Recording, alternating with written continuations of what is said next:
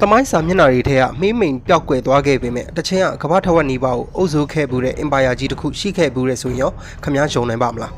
းသူတို့ဘလို့ထူထောင်ခဲ့ကြတာလဲဘလို့အုပ်စိုးခဲ့ကြတာလဲပြီးတော့ဘာကြောင့်ပျောက်ကွယ်သွားခဲ့ရတာလဲဆိုတာတွေကိုလေ့လာကြည့်လိုက်ရင်ခမည်းအံ့ဩမြင်တတ်သွားမှာအမှန်ပါပဲဒီလိုမျိုးစိတ်ဝင်စားစရာကောင်းတဲ့တမိုင်းကြောင်းတွေကိုနည်းနည်းတူးဆွလေ့လာခြင်းနဲ့ဆိုရင်တော့ကျွန်တော်ရဲ့ Nova မြန်မာကနေပြီးတော့ကြိုဆိုလိုက်ပါတယ်အစီအစဉ်မစခင်မှာကျွန်တော်ရဲ့ Nova မြန်မာဆိုတဲ့ YouTube channel ကိုsubscribe မလုပ်ရသေးရင် subscribe လုပ်ပေးကြဖို့တောင်းဆိုချင်ပါတယ်ပြီးတော့ဗီဒီယိုလေးကိုအဆုံးထိကြည့်ပေးကြဖို့လည်းတောင်းဆိုချင်ပါတယ်ဆိုတော့ဗီဒီယိုလေးစားလိုက်ကြရအောင်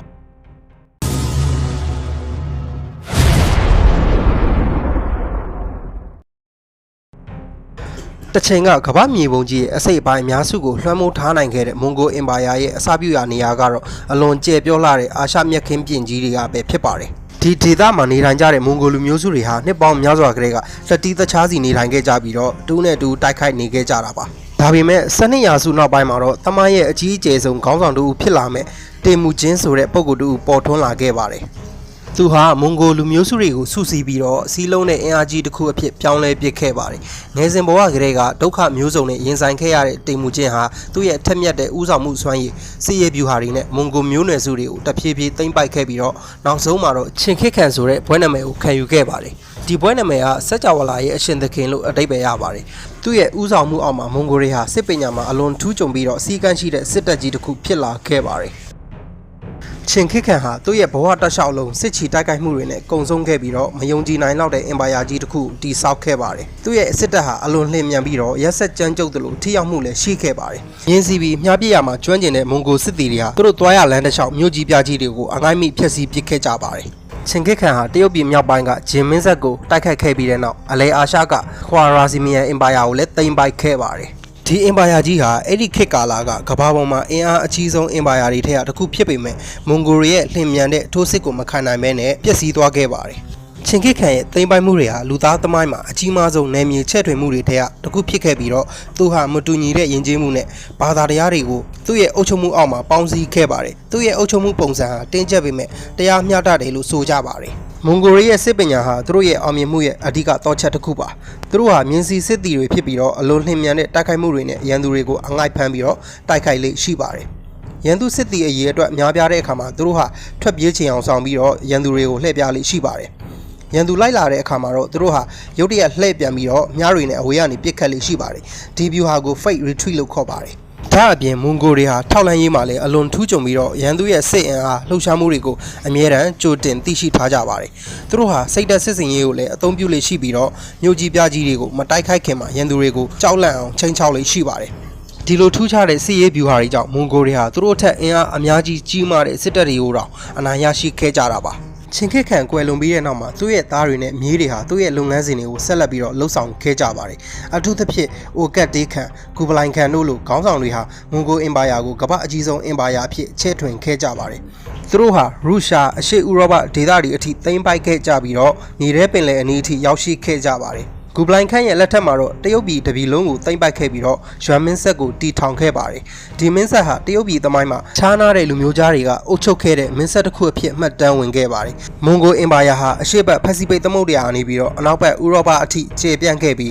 ဧရိယာအဖြစ်စတူယန်မိုင်12တန်းကျော်လောက်အထိကိုရှိခဲ့ပါတယ်မွန်ဂိုတွေဟာသိမ်းပိုက်ရာနေမြေတွေကိုစစ်ရေးအရအောင်နိုင်ရုံသာမကပဲနဲ့အုပ်ချုပ်ရေးကိုလည်းစနစ်တကျတည်ဆောက်ခဲ့ကြပါတယ်သူတို့ဟာရန်လို့ခေါ်တဲ့စာပို့စနစ်တည်ထောင်ခဲ့ပြီးတော့အင်ပါယာကြီးတစ်ခုလုံးမှာသတင်းအချက်လက်တွေကိုလှည့်မြန်စွာဖလှယ်နိုင်ခဲ့ပါတယ်ဒါအပြင်မွန်ဂိုတွေဟာ passport စနစ်ကိုလည်းအသုံးပြုခဲ့ပြီးတော့ကုန်သည်တွေနဲ့ခရီးသွားတွေရဲ့သွားလာရေးကိုလွယ်ကူချောမွေ့စေခဲ့ပါတယ်သူတို့ဟာဘာသာရေးလွတ်လပ်ခွင့်ကိုလည်းခွင့်ပြုပေးခဲ့ပြီးတော့မတူညီတဲ့ဘာသာတရားတွေကိုအတူရှင်တွဲနေထိုင်ခွင့်ပေးခဲ့ပါတယ်မွန်ဂိုအင်ပါယာအောက်မှာကုန်သွယ်ရေးလမ်းကြောင်းတွေကလည်းပွင့်လင်းခဲ့ပြီးတော့ပိုးလမ်းမကြီးဟာအလွန်စီကားခဲ့ပါတယ်ဒါပေမဲ့မွန်ဂိုရဲ့အုပ်ချုပ်မှုအောက်မှာအလွန်စီကန်းတင်းကျပ်ပြီးအမိတ်ကိုမနာခံသူတွေကိုတော့ရရဆက်ဆက်နှိမ်နင်းခဲ့ပါတယ်မွန်ဂိုအင်ပါယာဟာနယ်မြေအကျယ်ဝန်းကြီးမားတဲ့အတွက်ကြောင့်မတူညီတဲ့ယဉ်ကျေးမှုတွေဘာသာတရားတွေနဲ့လူမျိုးပေါင်းစုံတို့ပေါင်းစုံရာနေရာဖြစ်ခဲ့ပါတယ်မွန်ဂိုတွေဟာတိမ်ပိုက်ထားတဲ့ဒေသတွေရဲ့ယဉ်ကျေးမှုကိုအပြည့်အဝဖျက်ဆီးခဲ့တာမျိုးမလုပ်ဘဲနဲ့သူတို့ရဲ့အသိပညာနည်းပညာတွေကိုလေ့လာပြီးပြန်လည်အသုံးပြုခဲ့ကြပါတယ်ဥပမာတရုတ်ပြည်ကဂန်ပါဝါနဲ့ printing ပညာတွေကိုဥရောပကိုမိတ်ဆက်ပေးခဲ့ပါတယ်ဒါအပြင်အာရတ်ကနေတင်ချာနဲ့နဂဒဗေဒပညာရက်တွေကိုမွန်ဂိုအင်ပါယာတွေကိုယူဆောင်လာခဲ့ပါတယ်ဒီလိုယဉ်ကျေးမှုဖလှယ်မှုတွေဟာကမ္ဘာကြီးရဲ့အနောက်ပိုင်းဖွံ့ဖြိုးတိုးတက်မှုတွေအတွက်အုတ်မြစ်ချပေးခဲ့တယ်လို့ဆိုရပါမယ် မွန်ဂိုခေတ်ဟာကမ္ဘာသမိုင်းမှာကုန်သွယ်မှုပညာရေးဆိုင်ရာဖလှယ်မှုတွေအရှိန်အဟုန်မြင့်မာခဲ့တဲ့ကာလတစ်ခုလည်းဖြစ်ပါတယ်မွန်ဂိုအင်ပါယာဟာအင်မတန်ကြီးမားကျယ်ပြန့်ခဲ့တဲ့အတွက်အုပ်ချုပ်ဖို့ရအလွန်ခက်ခဲခဲ့ပါတယ်အင်ပါယာကြီးရဲ့နယ်မြေဒေသတွေဝေးကွာလွန်းတာကြောင့်ဗဟိုအစိုးရရဲ့ထိန်းချုပ်မှုဟာတဖြည်းဖြည်းရော့ရဲလာခဲ့ပါတယ်။ချင်းကင်းကန်ကွယ်လွန်ပြီးတဲ့နောက်မှာသူ့ရဲ့သားမြေးတွေဟာနယ်မြေတွေကိုခွဲဝေအုပ်ချုပ်ခဲ့ကြပြီးတော့နောက်ပိုင်းမှာတော့တူးနဲ့တူပြိုင်ဆိုင်တိုက်ခိုက်မှုတွေဖြစ်ပေါ်လာခဲ့ပါတယ်။ဒါအပြင်သိမ်းပိုက်ခံရတဲ့ဒေသတွေကလူမျိုးစုတွေရဲ့မကျေနပ်မှုတွေပုံကံမှုတွေကလည်းမွန်ဂိုအင်ပါယာကိုထိခိုက်စေခဲ့ပါတယ်။14ရာစုရောက်တဲ့အခါမှာတော့ကမ္ဘာသမိုင်းမှာကြောင်မဲ့ဖွယ်ကောင်းတဲ့ပလိယောဂါကြီးပေါ်ပေါက်လာခဲ့ပြီးတော့မွန်ဂိုအင်ပါယာရဲ့စစ်သည်တွေနဲ့ပြည်သူတွေကိုပါအကြီးအကျယ်ထိခိုက်စေခဲ့ပါတယ်။ဒီလိုပြည်တွင်းပဋိပက္ခတွေယောဂဗျာတွေနဲ့ပြင်ပရန်သူတွေရဲ့တိုက်ခိုက်မှုတွေကြောင့်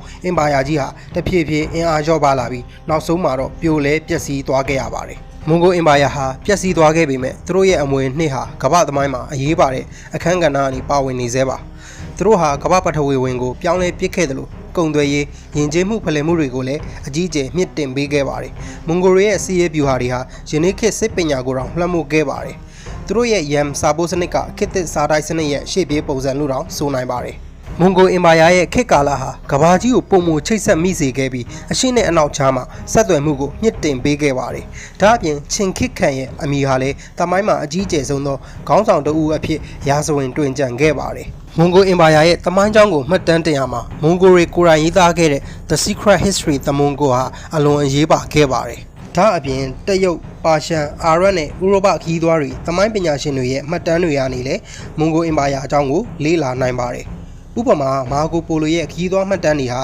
ဂူပလိုင်ခန်ရဲ့ယွမ်မင်းဆက်အကြောင်းကိုအသေးစိတ်ဖော်ပြထားပါတယ်။ဒီလိုမှတ်တမ်းမှတ်ရာတွေဟာမွန်ဂိုအင်ပါယာရဲ့ကြီးကျယ်ခမ်းနားမှုရက်ဆက်ကြမ်းကြုတ်မှုနဲ့သူတို့ရဲ့ကဘာကြီးအပေါ်တက်ရောက်မှုတွေကိုလေ့လာနိုင်ဖို့အဓိကအထောက်အကူပြုပါတယ်။သမိုင်းပညာရှင်တွေဟာဒီမှတ်တမ်းတွေကိုအသုံးပြုပြီးတော့မွန်ဂိုအင်ပါယာရဲ့အတိတ်ကိုပြန်လည်ပြီးတော့ပုံဖော်ကြတာပါအခုဖော်ပြခဲ့တဲ့အင်ပါယာကြီးကတော့မွန်ဂိုအင်ပါယာပဲဖြစ်ပါတယ်သူတို့ဟာကမ္ဘာသမိုင်းမှာအကြီးမားဆုံးကုန်းမြေအင်ပါယာကိုတည်ဆောက်ခဲ့ပြီးတော့ကမ္ဘာထက်ဝက်နီးပါးကိုအုပ်စိုးနိုင်ခဲ့တဲ့ခေတ်အဆက်ဆက်ကအင်ပါယာတွေထဲမှာအထိတ်ဆုံးကပါဝင်ပါတယ်သူတို့ရဲ့အောင်မြင်မှုဟာစစ်ရေးဗျူဟာအုပ်ချုပ်ရေးစနစ်နဲ့မတူညီတဲ့ယဉ်ကျေးမှုတွေအကြားဖလှယ်မှုတွေကိုအားပေးခဲ့တဲ့အတွက်ကြောင့်ပဲဖြစ်ပါတယ်ဒီလိုမျိုးစိတ်ဝင်စားစရာကောင်းပြီးဘ ഹു တုတရစီမဲ့သမိုင်းကြောင်းတွေလှုပ်ဝက်စမ်းကြယ်မှုတွေကိုဆက်လက်တင်ဆက်ပေးသွားမှာမို့လို့ကျွန်တော်ရဲ့ Nova မြန်မာဆိုတဲ့ YouTube Channel ကို Like and Share လုပ်ပြီးတော့ Subscribe နှိပ်ထားဖို့လည်းမမေ့ပါနဲ့ပြီးတော့ဘေးနားကခေါင်းလောင်းလေးကိုလည်းနှိပ်ပေးထားဖို့မမေ့ပါနဲ့ဆိုတော့နောက်ဗီဒီယိုတစ်ပုဒ်မှာပြန်ဆုံကြတာပေါ့